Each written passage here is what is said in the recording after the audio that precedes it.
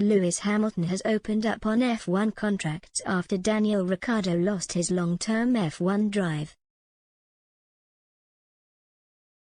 Lewis Hamilton has claimed there are pros and cons to signing long-term F1 deals after Daniel Ricciardo was sacked by McLaren.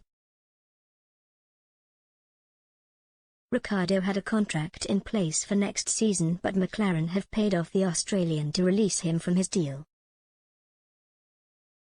It means Ricciardo has no drive for next season despite being a multiple race winner. Hamilton reacted when he was asked if there were negatives to having long-term security in case relationships broke down. The seven-time champion said his loan deal at McLaren was good at the time but admitted he doesn't feel short-term deals work overall. The Mercedes star admitted it does take time to build relationships in a team which can only work over the long term. Speaking at yesterday's press conference, Hamilton said, "Just from my personal experience, I think there's pros and cons always in all different scenarios. I remember when I signed at McLaren, I signed a loan deal. And I think that was good at the time. When you do short deals, it takes time to bond with a team, it takes time to build relationships, it's not something that you can do in half a year or a year. I'm incredibly grateful for my journey with my team because we're still continuously improving and growing closer and starting to actually create some change. But to each their own, whatever works. I look down and see what other drivers are doing.